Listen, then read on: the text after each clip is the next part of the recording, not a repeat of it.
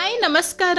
Suhasini Indian food recipe ಚಾನೆಲ್ಗೆ ನಿಮಗೆಲ್ಲರಿಗೂ ಸ್ವಾಗತ. Welcome back to my channel. ಇವತ್ತಿನ ವಿಡಿಯೋಲಿ ಸಾಫ್ಟಾಗಿ ಸ್ಪಾಂಜಿಯಾಗಿರುವಂತಹ ಸೆಟ್ ದೋಸೆ ರೆಸಿಪಿನ ತೋರಿಸ್ತಾ ಇದ್ದೀನಿ.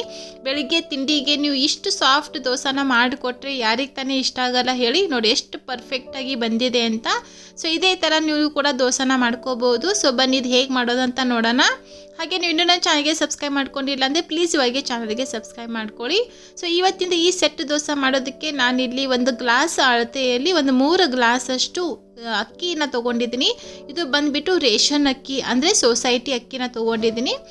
ನೀವು ಬೇಕಾದರೆ ನಾರ್ಮಲ್ ದೋಸೆ ಅಕ್ಕಿ ಅಂಗಡಿಯಲ್ಲಿ ಸಿಗುತ್ತೆ ನೋಡಿ, ಆ ಅಕ್ಕಿ ಕೂಡ ತೊಗೋಬೋದು. 3 ಗ್ಲಾಸ್ ಅಕ್ಕಿಗೆ ನಾನು ಒಂದು ಅರ್ಧ ಗ್ಲಾಸ್ಗಿಂತಲೂ ಸ್ವಲ್ಪ ಕಡಿಮೆ ಉದ್ದಿನಬೇಳೆನ ಹಾಕೋತಾ ಇದ್ದೀನಿ.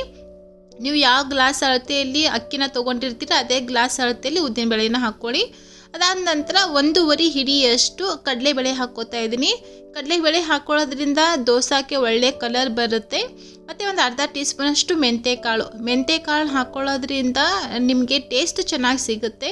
ಹಾಗಾಗಿ ಸ್ಕಿಪ್ ಮಾಡದೆ ಅರ್ಧ ಟೀ ಸ್ಪೂನಷ್ಟು ಮೆಂತ್ಯಕಾಳನ್ನು ಹಾಕ್ಕೊಳ್ಳಿ.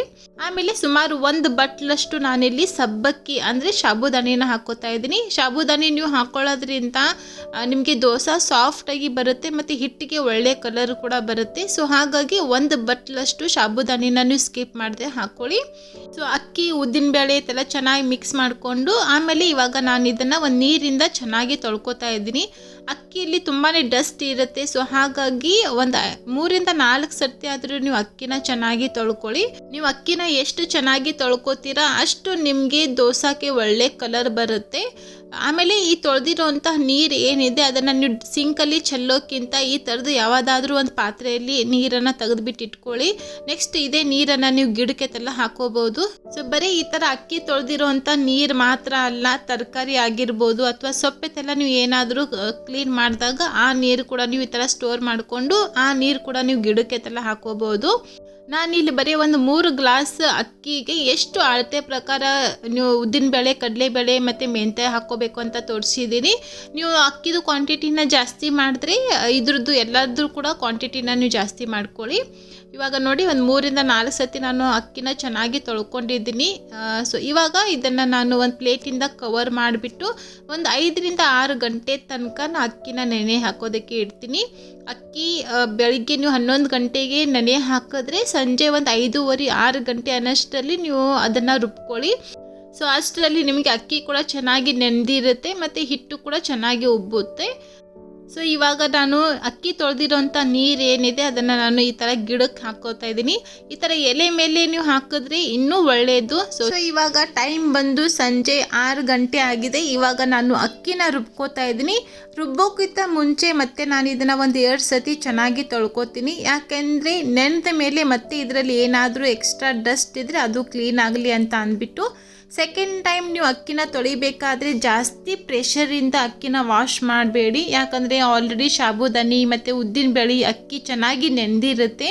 ನೀವು ಜಾಸ್ತಿ ಪ್ರೆಷರ್ ಹಾಕಿ ಇದನ್ನು ವಾಶ್ ಮಾಡಿದ್ರೆ ಎಲ್ಲ ಫುಲ್ ಸ್ಮ್ಯಾಶ್ ಆಗಿ ಹೋಗುತ್ತೆ. ಸೊ ಹಾಗಾಗಿ ಲೈಟಾಗಿ ಹಾಗೆ ಇದನ್ನು ಒಂದು 2 ಸರ್ತಿ ತೊಳ್ಕೊಂಡ್ಬಿಡಿ. ಈ ಥರ ತೊಳ್ಕೊಳ್ಳೋದ್ರಿಂದ ಹಿಟ್ಟಿಗೆ ನಿಮಗೆ ಒಳ್ಳೆ ಕಲರ್ ಬರುತ್ತೆ. ಸೊ ಅದಕ್ಕೆ ನಾನು ಒಂದು 2 ಸರ್ತಿ ಅಕ್ಕಿನ ತೊಳ್ಕೊಂಡಿದ್ದೀನಿ. ನೋಡಿ ಎಷ್ಟು ವೈಟ್ ಕಲರಲ್ಲಿ ಆಗಿದೆ ಅಂತ, ಅಕ್ಕಿ ಫುಲ್ ಕ್ಲೀನ್ ಆಗಿದೆ. ಇವಾಗ ರುಬ್ಬೋವಾಗ ಇದಕ್ಕೆ ನಾನು ಒಂದು ಅರ್ಧ ಬೌಲಷ್ಟು ಅನ್ನನ ಹಾಕೋತಾ ಇದ್ದೀನಿ. ಇದು ಬಂದುಬಿಟ್ಟು ಬೆಳಿಗ್ಗೆ ಮಾಡಿರೋಂಥ ಅನ್ನ. ಉಳಿದಿರೋಂಥ ಅನ್ನ ಇದ್ದರೆ ಹಾಕೋಬೋದು, ಇಲ್ಲಾಂದರೆ ನಿಮಗೆ ಫ್ರೆಶ್ ಅನ್ನ ಇದ್ದರೆ ಅದನ್ನು ಕೂಡ ಹಾಕೋಬೋದು. ಅಥವಾ ನಿಮ್ಮ ಹತ್ರ ಅನ್ನನೇ ಇಲ್ಲ ಅಂದರೆ ಅನ್ನ ಬದಲಾಗಿ ನೀವು ಇದಕ್ಕೆ ಅವಲಕ್ಕಿ ಕೂಡ ಹಾಕೋಬೋದು. ಸೊ ಅವಲಕ್ಕಿ ಬಂದುಬಿಟ್ಟು ನೀವು ಒಂದು 10 ನಿಮಿಷ ಮುಂಚೆನೇ ನೆನೆ ಹಾಕ್ಕೊಳ್ಳಿ. ಅದಾದ ನಂತರ ಈ ಥರ ಅಕ್ಕಿಯಲ್ಲಿ ಮಿಕ್ಸ್ ಮಾಡ್ಕೊಂಡು ಹಾಕೋಬೋದು. ಸೊ ನಾನಿಲ್ಲಿ ಅರ್ಧ ಬೌಲಷ್ಟು ತೊಗೊಂಡಿದ್ದೀನಿ. ಬೇಕಾದರೆ ಇದಕ್ಕಿಂತ ಸ್ವಲ್ಪ ಕ್ವಾಂಟಿಟಿನ ನೀವು ಹೆಚ್ಚು ಕಡಿಮೆ ಮಾಡ್ಕೋಬೋದು. ಇವಾಗ ಅದು ಅನ್ನ ಎಲ್ಲ ಚೆನ್ನಾಗಿ ಮಿಕ್ಸ್ ಮಾಡ್ಕೊಂಡಾದಮೇಲೆ ಒಂದು ಮಿಕ್ಸರ್ ಜಾರ್ಗೆ ಇದನ್ನು ಹಾಕ್ಕೋತಾ ಇದ್ದೀನಿ. ಒಂದು 3 ಹಿಡಿಯಷ್ಟು ಅಕ್ಕಿನ ಹಾಕ್ಕೊಂಡಿದ್ದೀನಿ. ಮತ್ತು ಫಸ್ಟ್ ಟೈಮ್ ನೀವು ಈ ಥರ ರುಬ್ಬೋವಾಗ ಸ್ವಲ್ಪನೇ ನೀರು ಹಾಕ್ಕೊಳ್ಳಿ. ನೀರು ಹಾಕ್ಕೊಂಡು ರುಬ್ಕೊಳ್ಳಿ. ಅದಾದ ನಂತರ ಮತ್ತೆ ಇನ್ನೂ ಒಂದು ಸ್ವಲ್ಪ ನಿಮಗೆ ನೀರು ಕಡಿಮೆ ಅನ್ನಿಸ್ತು, ಅದು ತುಂಬಾ ಗಟ್ಟಿಯಾಗಿದೆ, ಸೊ ಮಿಕ್ಸರಲ್ಲಿ ರುಬ್ಬೋದಕ್ಕೆ ಆಗ್ತಾ ಇಲ್ಲ ಅಂತ ಅಂದರೆ ನೀವು ಮತ್ತೆ ಇನ್ನೂ ಒಂದು ಸ್ವಲ್ಪ ನೀರನ್ನು ಹಾಕ್ಕೊಳ್ಳಿ. ಜಾಸ್ತಿ ನೀರು ಹಾಕಿಬಿಟ್ಟು ತಿಳುವಾಗಿ ಇದನ್ನು ರುಬ್ಕೊಳ್ಳೋದಕ್ಕೆ ಹೋಗಬೇಡಿ. ಯಾಕಂದರೆ ನೀವು ಎಷ್ಟು ಗಟ್ಟಿಯಾಗಿ ಇದನ್ನು ರುಬ್ಕೋತೀರ ಅಷ್ಟು ನಿಮ್ಮದು ಹಿಟ್ಟು ಚೆನ್ನಾಗಿ ಉಬ್ಬುತ್ತೆ. ಸೊ ಹಾಗೆ ಆದಷ್ಟು ನೀವು ಹಿಟ್ಟನ್ನು ಸ್ಮೂತಾಗಿ ರುಬ್ಕೊಳ್ಳಿ. ಜಾಸ್ತಿ ದಪ್ಪ ರುಬ್ಬಿದ್ರೆ ನಿಮಗೆ ದೋಸೆ ಅಷ್ಟೊಂದು ಕರೆಕ್ಟಾಗಿ ಬರೋದಿಲ್ಲ. ಸೊ ಹಾಗಾಗಿ ಎಷ್ಟು ಸಾಧ್ಯವಾಗುತ್ತೋ ಅಷ್ಟು ಸ್ಮೂತಾಗಿ ರುಬ್ಕೊಳ್ಳಿ. ಇವಾಗ ಫಸ್ಟ್ ಬ್ಯಾಚ್ ನಾನು ರುಬ್ಕೊಂಡಿದ್ದಾಗಿದೆ. ಇವಾಗ ಸೆಕೆಂಡ್ ಬ್ಯಾಚ್ ಕೂಡ ನಾನು ಇದೇ ಥರ ರುಬ್ಕೋತಾ ಇದ್ದೀನಿ. ಸೊ ನೋಡಿ, ಮತ್ತೆ ನಾನು ಒಂದು 3 ಹಿಡಿಯಷ್ಟು ಅಕ್ಕಿನ ಹಾಕ್ಕೊಂಡಿದ್ದೀನಿ. ಮತ್ತು ಸ್ಟಾರ್ಟಿಂಗಲ್ಲಿ ಒಂದು ಸ್ವಲ್ಪನೇ ನೀರು ಹಾಕ್ಕೋತೀನಿ.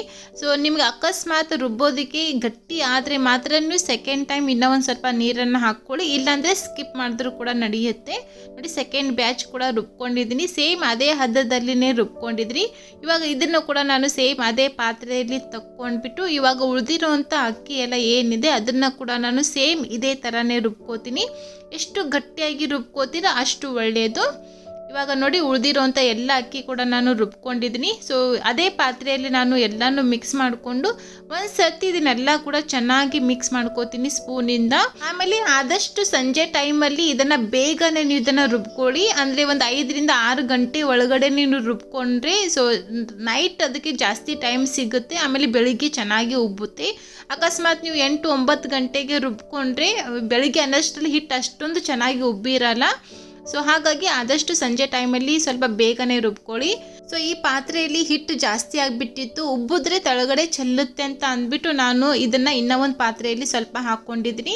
ಸೊ ಇದನ್ನು ಈ ಥರ ಮುಚ್ಚಿಬಿಟ್ಟು ನಾನು ಓವರ್ ನೈಟ್ ಇದನ್ನು ಹಾಗೆ ಇಡ್ತಾ ಇದ್ದೀನಿ. ಸೊ ಬೇಸಿಗೆ ದಿನದಲ್ಲಿ ಅಂತೂ ಹಿಟ್ಟು ಚೆನ್ನಾಗಿ ಉಬ್ಬುತ್ತೆ. ಅಕಸ್ಮಾತ್ ಸ್ವಲ್ಪ ಚಳಿ ಇದ್ದರೆ ಹಿಟ್ಟು ಅಷ್ಟೊಂದು ಸರಿಯಾಗಿ ಉಬ್ಬೋದಿಲ್ಲ. ಅದಕ್ಕೆ ನೀವು ಈ ಥರ ನೈಟ್ ರುಬ್ಬಿ ಇಡಬೇಕಾದ್ರೆ ಅದ್ರ ಮೇಲ್ಗಡೆ ಯಾವುದಾದ್ರೂ ಬಟ್ಟೆ ಅಥವಾ ಯಾವುದಾದ್ರೂ ಒಂದು ವಾರ್ಮ್ ಪ್ಲೇಸಲ್ಲಿ ಇದನ್ನು ಇಟ್ಕೊಳ್ಳಿ. ನಾನಂತೂ ಹಾಗೆ ವಿಂಡೋ ಕೆಳಗಡೆನೇ ಇಟ್ಟಿದ್ದೆ.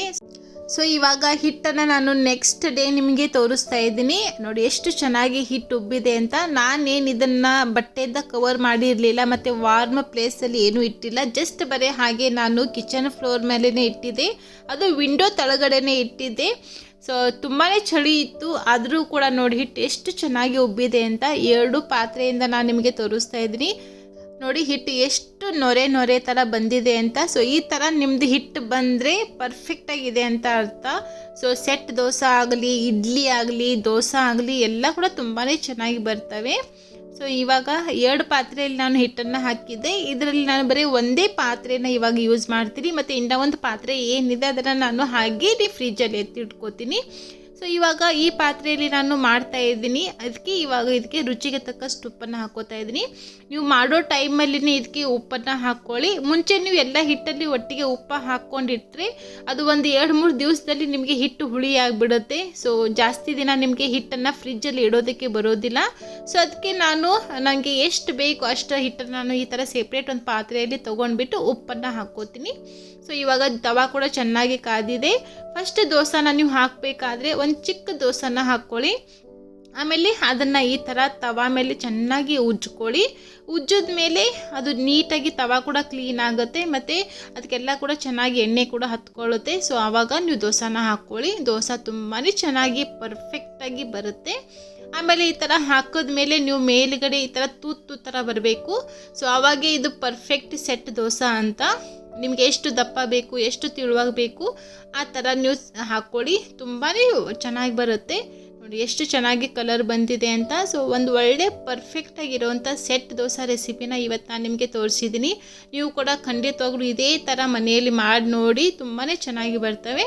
ಸೊ ಇದೇ ಥರ ನಾನು ಇನ್ನೂ ಒಂದು 2-3 ದೋಸೆನ ನಿಮಗೆ ಹಾಕಿಬಿಟ್ಟು ತೋರಿಸ್ತಾ ಇದ್ದೀನಿ. ನೋಡಿ ಸೆಕೆಂಡ್ ಟೈಮ್ ಹಾಕೋವಾಗ ನಾನು ಹಂಚಿಗೆ ಏನು ಎಣ್ಣೆ ಹಾಕಿಲ್ಲ, ಜಸ್ಟ್ ಬರೀ ಮೇಲ್ಗಡೆಯಿಂದ ಈ ಥರ ಎಣ್ಣೆ ಹಾಕೋತಾ ಇದ್ದೀನಿ. ಪ್ಲೇನಾಗಿ ಬೇಕಾದರೂ ಕೂಡ ಪ್ಲೇನಾಗಿ ಮಾಡ್ಕೋಬೋದು, ಇಲ್ಲಾಂದರೆ ಈ ಥರ ಈರುಳ್ಳಿ, ಕ್ಯಾರೆಟ್ ಮತ್ತು ಸ್ವಲ್ಪ ಕೊತ್ತಂಬರಿ ಕೂಡ ಹಾಕ್ಕೊಂಡ್ಬಿಟ್ಟು ಮಾಡ್ಕೋಬೋದು. ಸೊ ನಿಮ್ಮ ಇಷ್ಟದಂತೆ ನೀವು ಇದನ್ನು ಮಾಡ್ಕೊಳ್ಳಿ. ಸೊ ಈ ಥರ ನೀವು ಮೇಲಿಂದ ಹಾಕ್ಕೊಂಡ್ರೆ ತಿನ್ನೋದಕ್ಕೆ ಇನ್ನೂ ಟೇಸ್ಟಿಯಾಗಿ ಚೆನ್ನಾಗಿರುತ್ತೆ. ನಾನಿಲ್ಲಿ ಮೇಲ್ಗಡೆಯಿಂದ ಎಣ್ಣೆ ಹಾಕ್ಕೊಂಡಿದ್ದೀನಿ. ಎಣ್ಣೆ ಬದಲಾಗಿ ನೀವು ಇಲ್ಲಿ ತುಪ್ಪ ಕೂಡ ಹಾಕ್ಕೋಬೋದು. ಸೊ ಮಕ್ಕಳಿಗೆಲ್ಲ ಮಾಡ್ತೀರಾ ಅಂದರೆ ಎಣ್ಣೆ ಬದಲಾಗಿ ತುಪ್ಪನೇ ಹಾಕ್ಕೊಳ್ಳಿ, ಅದು ಇನ್ನೂ ಟೇಸ್ಟ್ ನಿಮಗೆ ಚೆನ್ನಾಗಿ ಬರುತ್ತೆ.